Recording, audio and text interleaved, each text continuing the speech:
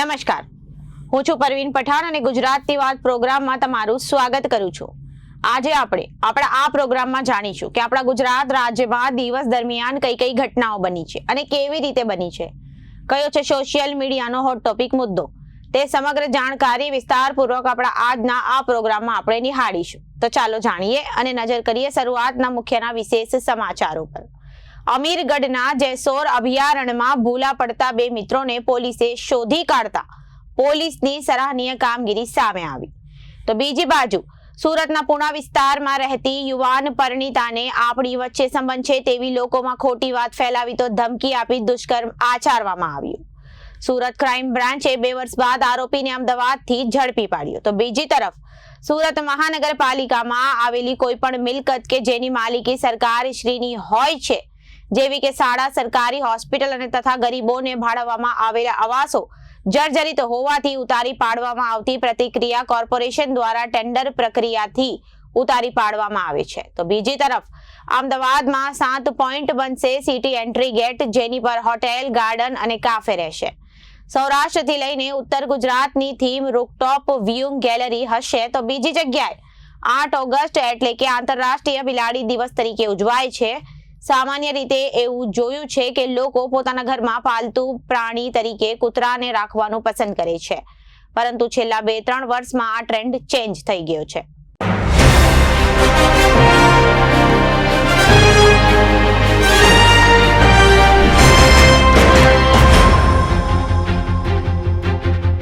જાસોર અભયારણ્યમાં કેદારનાથ દર્શન કરી રહેલા બે મિત્રો શોર્ટકટ નીચે ઉતરવા જતા જંગલમાં ભૂલા પડ્યા। પોલીસે 5 કલાકની ભારે જહેમત બાદ બંને મિત્રોને શોધી કાઢ્યા। ઇકબાલગઢ નજીક આવેલા જાસોર અભયારણ્યમાં પાલનપુરથી દર્શનાર્થે આવેલા બે યુવકો રસ્તો ભૂલતા જાસોરના જંગલમાં ગુમ થયા હતા। જોકે બંને યુવકો 2 થી 3 કલાક રસ્તો ન મળતા કંટ્રોલ રૂમમાં ફોન કરીને પોલીસની જાણકારી આપી હતી। કંટ્રોલ રૂમ દ્વારા ઇકબાલગઢ પોલીસને એક ટીમ બનાવી 5 કલાકની ભારે જહેમત બાદ બંને યુવકોને જંગલમાંથી શોધી નીકળ્યા। બનાસકાંઠા જિલ્લાના જસોર અભયારણ્યમાં જયરાજ પર્વત પર કેદારનાથ મહાદેવનું મંદિર આવેલું છે। શ્રાવણ માસ દરમિયાન હજારોની સંખ્યામાં દર્શનાર્થીઓ કેદારનાથ મહાદેવના દર્શન કરવા પહોંચતા હોય છે, જેમાં ગઈકાલે બે મિત્રો પાલનપુરથી જસોર કેદારનાથ મહાદેવના મંદિરે દર્શન કરવા પહોંચ્યા હતા। જોકે દર્શન કર્યા બાદ નીચે ઉતરવાના સમયે શોર્ટકટ રસ્તે ઉતરવા જતા બંને મિત્રો જંગલમાં ભૂલા પડી ગયા। જોકે 2 થી 3 કલાકમાં જંગલમાં ભૂલા પડ્યા બાદ રસ્તો ન મળતા બંને મિત્રોએ પોતાનો ટેલિફોનિક મોબાઈલ દ્વારા કંટ્રોલ રૂમમાં જસોર અભયારણ્યમાં ભૂલા પડ્યાની જાણ કરી। જોકે કંટ્રોલ રૂમ દ્વારા ઇકબાલગઢ પોલીસને જાણ કરાતા outpost Iqbalgadh police staff, police કર્મી અશોકભાઈ ચૌધરી, ધર્મેશભાઈ અને જીઆરડી સ્ટાફ પણ પરાગભાઈ, સુનિલભાઈ, ભલામાભાઈ અને સંજયભાઈની એક ટીમ બનાવી જસોર અભયારણ્યમાં ગુમ થયેલા બે મિત્રોની શોધખોળ હાથ ધરી। પોલીસની ટીમ દ્વારા સતત 5 કલાકની ભારે જહેમત બાદ જસોરના જંગલમાંથી બંને મિત્રોને શોધી કાઢ્યા। જોકે બંને મિત્રોએ ઇકબાલગઢ અને બનાસકાંઠાના પોલીસનો આભાર માન્યો હતો। સુરતના પુણા વિસ્તારમાં રહેતી યુવાન પરિણીતાને આપણી વચ્ચે સંબંધ છે તેવી લોકોમાં ખોટી વાત ફેલાવી તો ધમકી આપી દુષ્કર્મ આચરવામાં આવ્યું હતું। સુરત ક્રાઇમ બ્રાન્ચે 2 વર્ષ બાદ આરોપીને અમદાવાદથી ઝડપી લીધો છે। તે સમયે મુંબઈમાં રહેતો અને સુરતના પુણા પોલીસ સ્ટેશનમાં ગુનો નોંધાતા મુંબઈથી કામ છોડીને ભાગી ગયેલો પ્રકાશસિંહ સિસોદિયા હાલ અમદાવાદમાં સિલાઈ કામ કરતો હતો। ક્રાઇમ બ્રાન્ચ પાસેથી મળતી વિગતો મુજબ સુરતના પુણા વિસ્તારમાં રહેતા અને ટેક્સટાઇલ માર્કેટમાં નોકરી કરતા મૂળ રાજસ્થાનના યુવાનની 26 વર્ષીય પત્ની રીમા નામ બદલ્યું છે સાથે રહેતો હતો। 2022માં મુંબઈમાં રહેતો કૌટુંબિક દિયર પ્રકાશસિંહ કનકસિંહ સિસોદિયા હતો, જે મુંબઈથી સુરત શહેર ખાતે અવારનવાર ઘરે આવતા જતો હતો।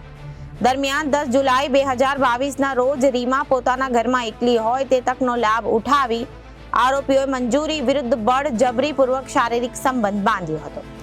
કૌટુંબિક દિયરે તે સમયના અશ્લીલ ફોટાઓ પાડી કોઈને પણ જાણ કરશે તો ફોટો વાયરલ કરી દેવાની ધમકી આપી હતી। આપણી વચ્ચે સંબંધ છે તેવી લોકોમાં ખોટી વાત ફેલાવવાની ધમકી પણ આપી હતી। ત્યારબાદ ફરાર પ્રકાશસિંહ ફરાર થઈ જતા પુણા પોલીસે 2 વર્ષ અગાઉનો ગુનો નોંધ્યો હતો। સુરત ક્રાઇમ બ્રાન્ચની નાસ્તા ફરતા સ્ક્વોડે મળેલી બાતમીના આધારે પ્રકાશસિંહને અમદાવાદના નરોલના શાહવાડી ગામથી ઝડપી પાડી।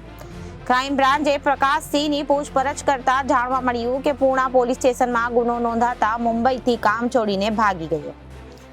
પ્રકાશ સિંહ અમદાવાદમાં સિલાઈ કામ કરતો હતો, જે તે સમયે પ્રકાશ સિંહે પરિણીતાની નણંદ એવી પિતરાઈ બહેનને પણ ધમકી આપી શરીર સંબંધ બાંધવા દબાણ કર્યું. ઉલ્લેખનીય છે કે આરોપીને પકડી પાડવા કોર્ટ દ્વારા CRPC કલમ 70 મુજબનું વોરંટ ઇસ્યુ થયું. 2 વર્ષ પોલીસ આરોપી સુધી પહોંચી હતી. સુરત મહાનગરપાલિકામાં આવેલી કોઈ પણ મિલકત કે જેની માલિકી સરકાર શ્રીની હોઈ શકે છે, જેવી કે શાળા, સરકારી હોસ્પિટલ તથા ગરીબોને ભાડવામાં આવેલા આવાસો જર્જરિત હોવાથી ઉતારી પાડવામાં આવતી પ્રતિક્રિયાને કોર્પોરેશન દ્વારા ટેન્ડર પ્રક્રિયાથી ઉતારી પાડવામાં આવ્યા છે. જે તે સમયે ઠરાવ બાબત ઉતારી પાડવામાં આવેલ મિલકતનું ડેબ્રિક્સ છારું સુરત ગ્રીન બ્રિક્સ પ્રાઇવેટ લિમિટેડને આપવામાં આવે તો તે ઠરાવ થયેલ ઠરાવ નંબર 592/2016 તારીખ 31/3/2016 મુજબ 20 વર્ષ માટે PPPના કાયદા મુજબ આપવામાં આવ્યું. પરંતુ ભેસ્તાન આવાસ ફાયર સ્ટેશન પાસે આવેલ જેનું છારું પ્રાઇવેટ માણસોએ વેચી દેવામાં આવે છે, જેની મસમોટી રકમ કોન્ટ્રાક્ટ દ્વારા મેળવી લેવામાં આવે છે. આ પ્રક્રિયામાં સુરત મહાનગરપાલિકાનું મોટું નુકસાન થયું છે. SGPI સંસ્થાને જો આ છારું મળે તો તે આ મટીરિયલના બ્લોક બનાવી કોર્પોરેશનને પ્રદાન કરી શકે કે તે જો કે SGPIને છારું નહીં મળવાથી કોર્પોરેશનને નુકસાન છે. જો તે ઈજા દરે આ ટેન્ડર ભરાતા સમયે 17 નંબર 26 મુજબ છારું SGPIને કોન્ટ્રાક્ટે પોતાના ખર્ચે આપવામાં આવે તેવી લેખિત સંમતિ આપેલી હતી. તેમ છતાં કોન્ટ્રાક્ટર દ્વારા અન્ય વ્યક્તિને વેચી સુરત મહાનગરપાલિકા સાથે છેતરપિંડી કરી રહ્યા છે. વર્લ્ડ હેરિટેજ સિટી અમદાવાદની આગવી ઓળખ વચ્ચે હવે શહેરમાં પ્રવેશતાની સાથે જ આધુનિક અને હેરિટેજ સિટીનો પરિચય કરાવે તેવા એન્ટ્રી પોઈન્ટ બનાવવામાં આવશે. વૈષ્ણોદેવી, સનાથલ, તપોવન સહિતના 7 એન્ટ્રી પોઈન્ટ પર સિટી એન્ટ્રી ગેટ બનાવવામાં આવશે. આકર્ષક ડિઝાઇન, ડેકોરેટિવ લાઇટિંગ અને લેન્ડસ્કેપિંગ અને એન્ટ્રી પોઈન્ટ બનાવવામાં આવશે. સ્ટેન્ડિંગ કમિટીના ચેરમેન દેવાંગ દાણીએ જણાવ્યું કે શહેરને જોડતા હાઈવે ઉપરથી પ્રવેશ કરાવતા માર્ગો ઉપર સિટી એન્ટ્રી ગેટ બનાવવાની જોગવાઈ ચાલુ વર્ષના બજેટમાં કરવામાં આવી. મુખ્ય 7 પ્રવેશ માર્ગ પર સિટી એન્ટ્રી ગેટ બનાવવા માટે નેશનલ હાઈવે ઓથોરિટી તેમજ ગુજરાત સરકારના રોડ એન્ડ બિલ્ડિંગ વિભાગ તેમજ ઔડા સાથે સંકલન કરવામાં આવશે. સ્થળ પરિસ્થિતિ મુજબ સિટી એન્ટ્રી ગેટ બનાવાશે અને ત્યાં આસપાસના રસ્તાની ડિઝાઇન પણ સુધારવામાં આવશે. સિટી એન્ટ્રી ગેટ આસપાસ રાહદારીઓને AMTS, BRTS અને મેટ્રોની કનેક્ટિવિટી મળી રહે તેમજ સિટી એન્ટ્રી ગેટ ઉપર રૂફ ઓફ વ્યુઇંગ ગેલેરી પણ બનાવવામાં આવશે, જ્યાંથી મુલાકાતીઓ સિટી એન્ટ્રી ગેટ ઉપર જઈ ચારે તરફનો નજારો માણી શકશે. એન્ટ્રી ગેટની ડિઝાઇન હેરિટેજ થીમ મુજબ અને મોડર્ન થીમ આધારે કરવામાં આવશે. સિટી એન્ટ્રી ગેટ વિસ્તારમાં ડેકોરેટિવ લાઇટિંગ, પ્લાન્ટેશન અને લેન્ડસ્કેપિંગ સહિતના આકર્ષણો ઊભા કરવામાં આવશે.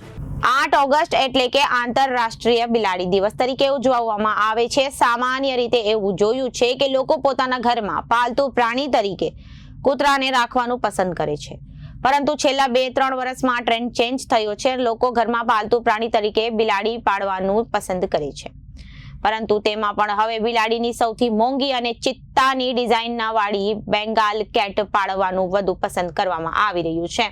જો કે સુરતમાં આ કેટ માત્ર 2 થી 3 પરિવારો પાસે જ છે.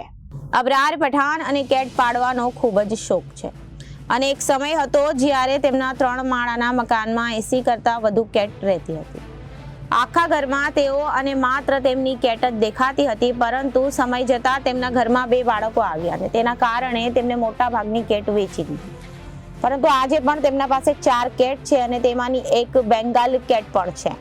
સુરતમાં મોટા ભાગે લોકો અલગ અલગ પ્રજાતિની કેટ રાખતા હોય છે. 8,000 થી લઈને 80,000 સુધીની કેટ લોકો પાસે ખરીદે છે, પરંતુ બેંગાલ કેટની કિંમત 1 લાખ થી લઈને 3 લાખ સુધીની હોય છે. આ કેટની ખાસિયત એ છે કે આ કેટની ઉપર જે રીતે ચિત્તા પર સ્પોટ્સ આવેલા હોય છે તેવા સ્પોટ્સ આ બિલાડી પર દેખાય છે, એટલે કે ચિત્તા જેવી જ દેખાતી છે. અને બિલાડી હોય તેઓ બિલાડી પાછળ મહિને 8,000 થી 15,000 જેટલો ખર્ચો કરે છે. હું અકબર પઠાણ સુરતમાં રહું છું ને પર્શિયન કેટ લવર છું. વર્ષોથી કેટ પાળતો આવ્યો છું ને મારી પાસે હાલ હમણાં 4 કેટ છે. એમાં ડોલફેસ છે, એક્સ્ટ્રીમ પંચ છે, બેંગાલ કેટ છે. જે મોંઘીઓ કેટ હોય છે તે બેંગાલ છે, એ પછી મારી પાસે એક્સ્ટ્રીમ છે. દર મહિને મારે કેટ પાછળ 8 થી 10 હજાર રૂપિયાનું કે 15 હજાર રૂપિયાનું મારું સિઝન વાઇઝ ખર્ચો થાય છે. એમાં ટેમ્પરેચર પ્રમાણે હું રાખું છું એ લોકોને એસીમાં, તો 26 થી 28 ડિગ્રીની ટેમ્પરેચરના હું રાખું છું. એ લોકોનું બેસ્ટ બ્રીડિંગ ટાઈમ મારું છે કેટનું, જે ફેબ્રુઆરીથી ડિસેમ્બર સુધીમાં હું ખાસ ધ્યાન રાખીને કરાવું છું. જો કે કેટ નોર્મલી બ્રીડ કરતી જ હોય છે, પણ આપણે ખાસ ધ્યાન રાખું છું, જે હું પોતે ધ્યાન રાખું છું ફેબ્રુઆરીથી ડિસેમ્બર સુધી. સૌથી મોંઘી કેટ કઈ હોય છે? મારી મોંઘી કેટ બેંગાલ કેટ છે. શું પ્રાઇસ હોય છે? બેંગાલ કેટની નોર્મલ કિંમત છે 1.5 થી 2 લાખ કે 3 લાખ રૂપિયા, જે માર્કિંગ પ્રમાણે હોય છે. જેના ઉપર જે માર્કિંગ હોય છે લેપર્ડ ટાઈપનું, એ એના માર્કિંગ પ્રમાણે એની કિંમત હોય છે.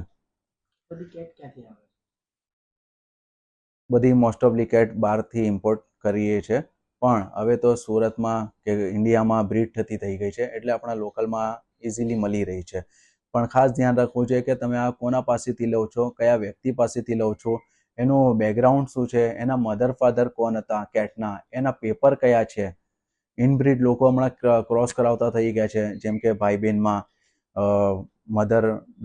ફાધર ડોટરમાં, એ રીતનું.